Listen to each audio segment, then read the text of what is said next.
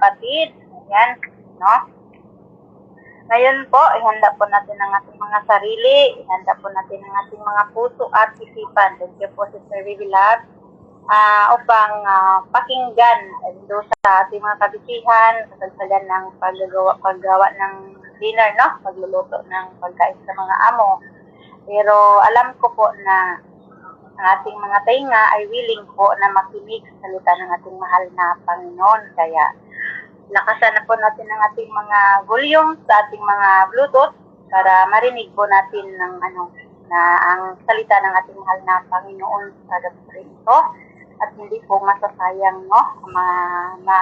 Wala pong masasayang na mga salita na ating mahal na Panginoon na hindi natin na-catch up sa ating pandinig. Ayan, no? Maraming salamat po. Pusuan po muna natin ang ating mahal na Panginoon, mga mahal kong kapatid, sa kanyang mga salita na ating maririnig sa gabing ito. Maraming salamat po sa Panginoon, no?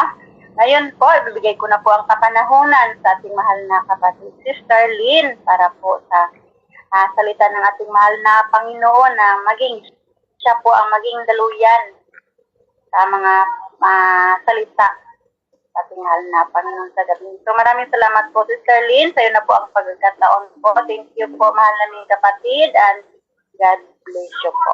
Thank you. Amen. Maraming salamat po, Sister Wadam, ha? Isang mapagpalang gabi or madaling araw sa ating lahat, mga mahal kong kapatid. So, nabasa na po ng ating mahal na kapatid, Sister Joanne, no? Ang ating pagbubulay-bulayan ngayon na matatagpuan sa Deuteronomy chapter 28, verse 8. Tayo po muna ay manalangin, mga mahal kong kapatid. Ama naming Diyos na makapangyarihan sa lahat, maraming salamat, Lord, sa pagkakataong ako ang iyong binigyan ng pribilehiyo na magbahagi ng iyong mga banal na salita. Maraming salamat, Lord, sa buhay ng bawat isang mga kapatiran ko na nandito po sa kaorasang ito. Naway, Lord, lahat ng aming pagbubulay-bulayan sa oras na ito na matatagpuan po sa Deuteronomy chapter 28, verse 8, naway maisa puso po namin ito, Lord God, at higit sa lahat, sa pamuhay po namin to sa pang-araw-araw na aming buhay. Maraming salamat, Lord, at bigyan mo po kami ng more knowledge, wisdom, and understanding, Lord, para nang sa ganon, magrema po at maisapamuhay namin ang aming pagbubulay-bulayan sa oras na ito. In Jesus' name, Amen. Amen. So, mga mahal kong kapatid, no, ang ating pagbubulay-bulayan ay matatagpuan po sa Deuteronomy chapter 28, verse 8. Pagpapalain niya ang inyong mga kamalig at lahat ng inyong gawain. Pagpapalain niya kayo sa lupaing ibibigay niya sa inyo. Amen. Purihin ang Panginoon sa kanyang banal na salita, no? So, pinamagatan ko po ito, no, mga mahal kong kapatid, ang kanyang pangako sa mga tapat at masunurin. Ang aklat ng Deuteronomy ay bahagi ng lumang tipan ng Biblia at itinuturing na isang mahalagang aklat, mga mahal kong kapatid, no, sa mga Israelita. Ito ay sinulat ni Moises bago pumasok ang mga Israelita sa lupang pangako at naglalaman ito ng mga batas, utos at mga pangako ng Diyos sa kanyang bayan. Dito sa aklat, particular sa Deuteronomy chapter 28, mga mahal kong kapatid, tampok ang mga pagpapala at sumpa na ibinibigay ng Diyos batay sa pagsunod o hindi pagsunod ng kanyang bayan sa kanyang mga utos. So, palagi naman nating naririnig, no, na pagbubulay-bulayan ang mga pangako, lalo na ang mga pangako ng Diyos sa atin. Nung nakaraang buwan, kung matatandaan natin, mga mahal kong kapatid, naibahagi ng ating mahal na kapatid, Sister Popcorn, ang mga pangako ng Diyos at kung paano natin makakamtan ang pangako niya. At nung nakaraang araw naman, napagbulayan din natin sa ating mahal na kapatid, Brother AJ, no, ang pangako ng Diyos din. So ngayon naman, mga mahal kong kapatid, no, pangako din ng Diyos ang ating topic. So pagbubulay-bulayan natin, no, mga mahal kong kapatid, ang mga uri ng pagpapala na ipinangako ng Diyos sa mga sumunod sa Kanya. Amen? So ang unang pagpapala na ipinangako ng Diyos sa mga sumusunod sa Kanya ay pagpapalang espiritual. Amen? pagpapalang espiritual, mga mahal kong kapatid. Ito ay tumutukoy, mga mahal kong kapatid, sa mga biyaya at kabutihan na ibinibigay ng Diyos sa atin sa pamamagitan ng ating pananampalataya kay Kristo Jesus.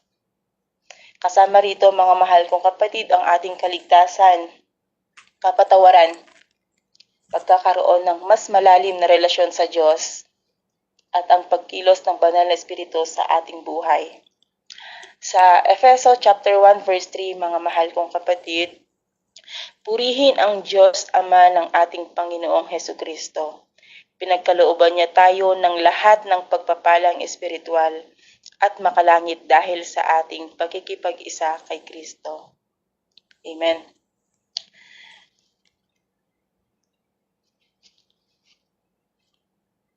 Ang pagpupuri sa ating Diyos na, mga mahal kong kapatid, ay nagpapakita na siya ay kinikilala natin sa kanyang kabutihan at katapatan. Mahalaga na dapat natin siyang pahalagahan dahil dito nakasalalay ang pagtanggap natin sa kanya, no? Ang pagtanggap natin ng kanyang mga biyaya. Lahat ng mga biyayang espiritual na kailangan natin upang mas lumago sa ating pananampalataya ay ibibigay niya sa atin. Kasama rito ang ating kaligtasan, kapatawaran at ang pagkakaroon ng buhay kay Kristo. Bagong buhay kay Kristo, mga mahal kong kapatid, no? Lahat ng ito ay matatamo natin sa pamamagitan ni Kristo. Yung relasyon natin sa Kanya, mga mahal kong kapatid, ay magiging daan upang matanggap ang mga pagpapalang espiritual. Pangalawa, mga mahal kong kapatid, na pagpapala na ipinangako ng Diyos sa mga sumusunod sa Kanya ay pagpapalang material. Pagpapalang material, no, mga mahal kong kapatid, ito ay mga biyaya at yaman na nauugnay sa mga pisikal na bagay na kailangan natin sa ating pang-araw-araw na buhay, tulad ng tirahan, pagkain, damit, at iba pang material na pangangailangan natin. Sa Filipos chapter 4 verse 19, at buhat sa hindi mauubos na kayamanan ng Diyos, ibibigay niya ang lahat ng inyong kailangan sa pamamagitan ni Kristo Jesus. Amen. Pangako, ito ay pangako, no, mula sa Diyos na siya ang magbibigay at pupuno sa lahat ng ating pangangailangan. Hindi lamang nagmamalasakit sa ating spiritual, mga mahal kong kapatid, na kalagayan, kundi pati na rin sa ating material na pangangailangan. Ang kanyang yaman, mga mahal kong kapatid, ang yaman ng ating mahal na Diyos ay walang hanggan at siya ay may kakayahan bukod tangi na magbibigay ng sapat at higit pa sa ating pangangailangan. Tayo ay hinihimok, no, na tayo ay magtiwala lamang sa kanyang kabutihan at pagkabukas palad. Amen. So sana, no, may naiintindihan kayo sa salita ng Diyos sa gabing ito, no, mga mahal kong kapatid. So ang ating pangatlo, mga mahal kong kapatid, ay pagpapalang pisikal. Sa 3 John chapter 1 verse 2, mahal kong kaibigan, idinadalangin kong ikaw sana'y nasa mabuting kalagayan at malusog ang katawan tulad ng iyong buhay espiritual. Amen. Ang pagpapahalaga sa kalusugan ay nais ng author, no, mga mahal kong kapatid, na si John para sa kalagayan ng kanyang kaibigan. Ang kalusugan at kagalingan ay mahalaga sa buhay ng isang tao. Kaya dapat nating pahalagahan, marapat lamang na pahalagahan natin ang ating kalusugan. Huwag nating abusuhin, mga mahal kong kapatid, no? Ang ating pisikal na kalagayan ay nakakonekta sa ating paglilingkod at ang ating pamumuhay na ayon sa kalooban ng Diyos. Manalangin tayo na hindi lamang para sa ating sariling kalusugan, kundi pati na rin, no, mga mahal kong kapatid, sa kalusugan ng iba. Sa ating pamilya, kaibigan, kahit hindi natin yan kakilala, mga mahal kong kapatid, no? Ito ay nagpapakita ng ating pagmamalasakit at pagkakaisa bilang isang mananampalataya. Amen. Ang ating pang-apat, mga mahal kong kapatid, pagpapalang pangkabuhayan. Pagpapalang pangkabuhayan, mga mahal kong kapatid. Sa Deuteronomy chapter 28 verse 12, bubuksan niya ang langit upang ibuhos sa inyo ang ulan sa kapanahunan. Pagpapalain niya kayo sa lahat ng inyong gagawin. Dahil dito, hindi kayo mangungutang, sa halip kayo pa ang magpapautang sa ibang bansa. Amen. Ang Diyos ay nangangako, no, mga mahal kong kapatid, na ibubuhos niya ang ulan sa tamang panahon. Yung ulan na sinasabi, mga mahal kong kapatid, ay simbolo ng kasaganaan at buhay na kinakailangan para sa mga pananim at mga ani. Yung sinasabi naman dito sa talata na pagpapalain niya kayo sa lahat ng inyong gagawin.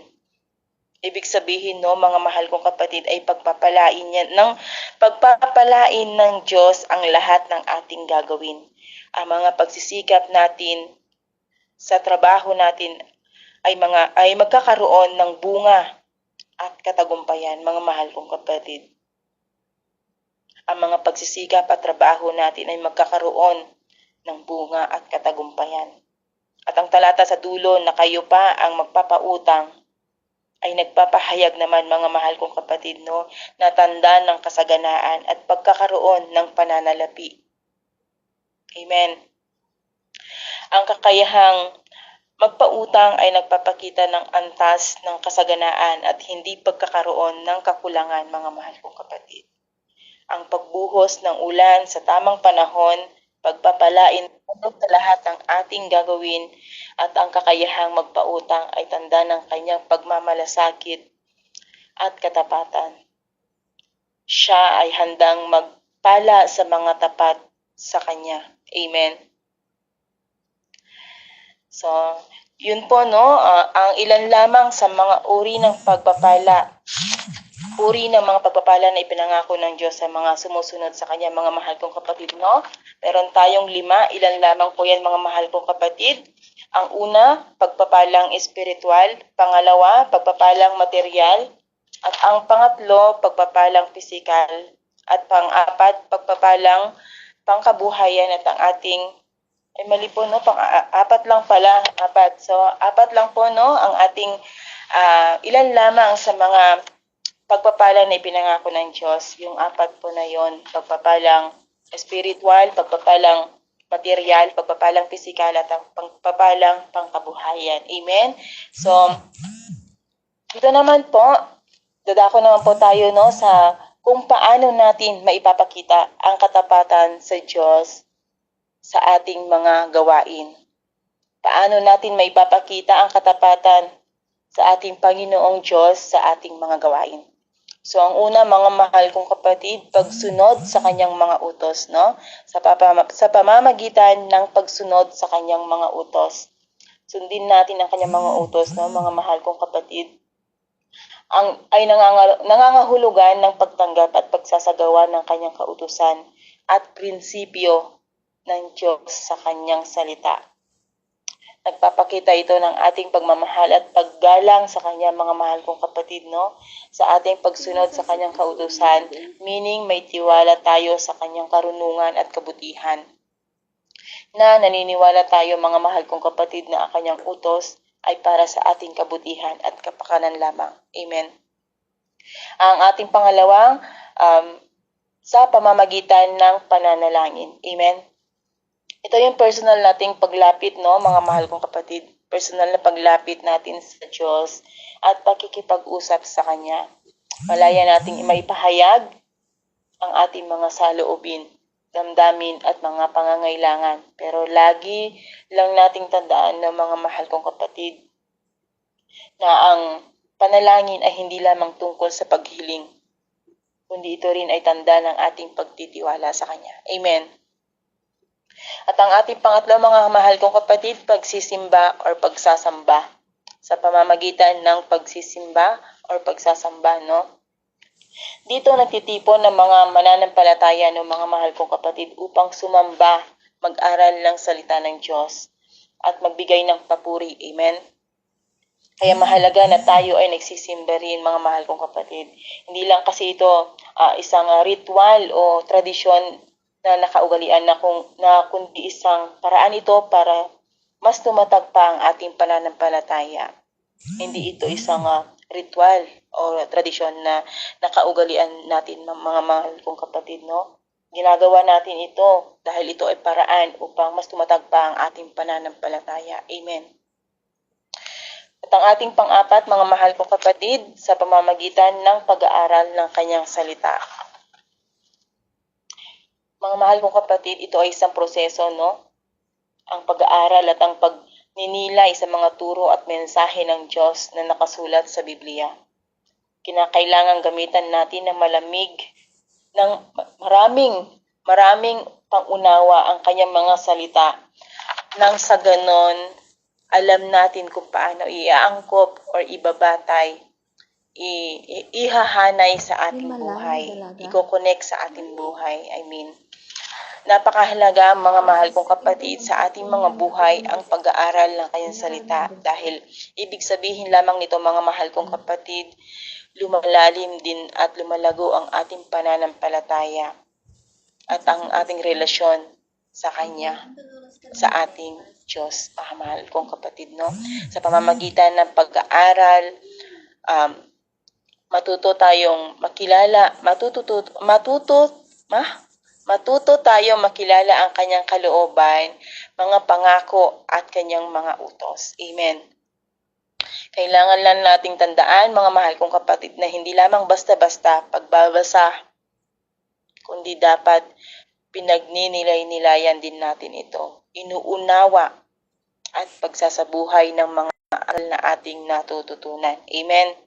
Dahil ito ay magiging gabay natin, mga mahal kong kapatid, sa paggawa ng mga desisyon, sa paggawa ng mabuti at nagiging lakas din natin ito upang mas magsumikap.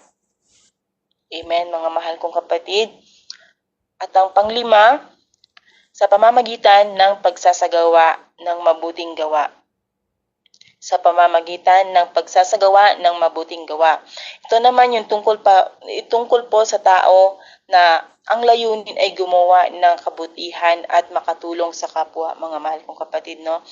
Ngunit isang paalala na hindi lamang nakatuon sa pisikal na aksyon, kundi pati na rin sa mga intensyon. Higit sa lahat ng mga mahal kong kapatid, yung intensyon at puso ng isang tao. Yun dapat yung anuhin natin, no? Yung intensyon natin. Ang mabuting gawa, mga mahal kong kapatid, ay maaaring sa pamamagitan ng pagtulong sa mga nangangailangan, pagpapakita ng pagmamahal at malasakit, paggawa ng mga bagay na nagdadala ng kabutihan sa kapwa. Amen? So, bigyan natin to ng halimbawa, no? Example na lang yung corruption sa politika, no? Diba? Nakikita naman natin, no, sakalang lumalabas, sakalang natin naririnig yung mga pangako pagdating ng mga eleksyon, yung mga pangako ng mga tumatakbo bilang presidente, mga ganyan, mga mayor, mga kapitan, yung mga pangako nila, ang dami, no? Pero hindi ba? Tayo lang kasi nakakaalam kung halimbawa ako ang tumatakbo. Ako lang din, tanging ako lang at ang aking Diyos ang nakakaalam ng tunay kong intensyon. So, yun yung inahalimbawa ko, no? Kasi sa mga politika na lang tayo. Punong-puno ng corruption. Wala siguro sa 100% na pangako nila, 2% lang ang natutupad. Sorry, Lord. Pero totoo yun, no? Karamihan. Pero pag ipanalangin natin, mga mahal kong kapatid, no, na hipuin ng Diyos ang ating mga leader ng buong bansa, no, na sana maging matuwid sila at magkaroon sila ng na maging tapat sa kanilang panunungkulan. Sorry Lord sa halimbawa, no? Yun po no, mga mahal kong kapatid, corruption, politics, and election. Yun lang yung ano ko sa ano ko. Nilagay ko kasi dito na example nakalagay yung close and open parenthesis, corruption, politics, and election. Kaya dun lang naman ako nagbase, no? So, ang ibig kong sabihin dito no, mga mahal kong kapatid, na sa atin, tayo lang, ikaw na sarili mo at ang ating Diyos lamang ang nakakaalam ng tunay na intensyon mo sa pagtulong sa ating kapwa. Amen. So, ang ating pang-anim, mga mahal kong kapatid, pagbabahagi ng Ebanghelyo. Amen. I-share natin, no, mga mahal kong kapatid, ang mabuting balita tungkol sa ating mahal na Panginoon. Sa ating pagbabahagi, may papabatid natin sa kanila, mga mahal kong kapatid, ang tungkol sa pag-ibig ng Diyos at ang kapangyarihan ng Kanyang salita para sa kaligtasan ng sanlibutan, ng buong mundo, mga mahal kong kapatid. Ang pag-share ng salita ng Diyos ay isang mahalagang tungkulin ng bawat mananampalataya na ibahayag ang mabuting balita sa ganitong pamamaraan, no, mga mahal kong kapatid. Maipapakita natin ang pag-ibig ng Diyos sa ating mga salita at gawa. Amen. At ang ating pangpito, sa pamamagitan ng pagtitiwala sa Kanyang pangako. Sa pamamagitan ng pagtitiwala sa Kanyang pangako. Amen. Sa panahon ng mga pagsubok at hamon sa ating buhay, mga mahal kong kapatid, piliin nating magtiwala sa mga pangako ng Diyos. Kung meron tayong faith at sapat na kaalaman sa katapatan niya, ito ay hindi magiging imposible, mga mahal kong kapatid. Ang pagtiwalaan siya, mga mahal kong kapatid, ay nangangahulugan ng pag-asa sa kanyang mga pangako at pag-unawa na siya ay laging nariyan upang gabayan at tulungan tayo. So piliin natin, mga mahal kong kapatid, na magtiwala sa kanyang mga pangako. Makaranas man tayo ng mabibigat at mahihirap na pagsubok sa buhay, ang ating pagtitiwala sa kanya ang siya nating magiging lakas at sandata upang hindi manghina. Amen. So, yun po, no, ang pito. Pito yun, mga mahal kong kapatid, no? Pitong 22 minutes lang eh. pitong pamamaraan sa kung paano natin maipapakita ang katapatan ng Diyos sa ating mga gawain. Amen. Paano natin maipapakita ang katapatan sa Diyos sa ating mga gawain, no? Yun yung pito nating pamamaraan. Ilan lamang sa mga pamamaraan, no, na pwede natin maipapakita ang katapatan sa Diyos. Yung una, ang pagsunod sa kanyang mga utos. Pangalawa, pananalangin. Pangatlo, sa pamamagitan ng pagsisimba. Pang-apat, sa pamamagitan ng pag-aaral ng kanyang salita. Panglima, sa pamamagitan ng pagsasagawa ng mabuting gawa. Pang-anim, sa pamamagitan ng pagbabahagi ng Ebanghelyo. At ang ating pangpito, sa pamamagitan ng pagtitiwala sa kanyang pangako. Amen. So, ang conclusion natin, no, mga mahal kong kapatid, ang kanyang mga pangako ay nakasalalay sa ating katapatan at pagsunod sa kanyang mga utos. Isang paalala sa atin, mga mahal kong kapatid, na ang kanyang mensahe sa Deuteronomy chapter 28 verse 12 na ating pinagnilayan na ang Diyos ay tapat at handang magbigay ng mga pagpapala sa mga taong sumusunod, nagtitiwala at tapat sa Kanya. Naway patuloy tayong maging tapat at masunurin upang makamit natin ang Kanyang mga pangako at pagpapala. Amen. Amen, mga mahal kong kapatid. So, yung key verse po natin, no, mga mahal kong kapatid, Deuteronomy chapter 28 verse 12, na may pamagat ang Kanyang pangako sa mga tapat na masunurin. At ang una po nating sa mga uri ng pagpapala na ipinangako ng Diyos sa mga sumusunod sa Kanya ay ang pagpapalang espiritual. Pangalawa, pagpapalang material. Pangatlo, pagpapalang pisikal. At ang pang-apat, pagpapalang pangkabuhayan.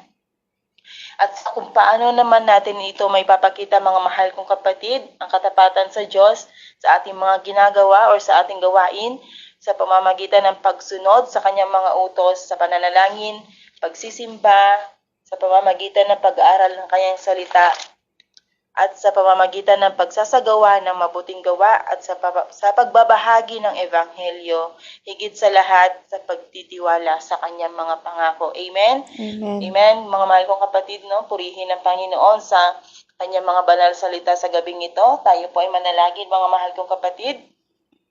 Ama naming Diyos na makapangyarihan sa lahat, maraming salamat Lord sa katagumpayan ng iyong gawain sa oras na ito. Salamat Lord sa iyong mga pangako na siya naming pinagnilaya sa aklat ng Deuteronomy chapter 28 verse 12 na nagpapaalala sa amin nagpapaalala sa amin, mahal naming Panginoon, na ang iyong katapatan sa mga taong tapat at masunurin sa inyo.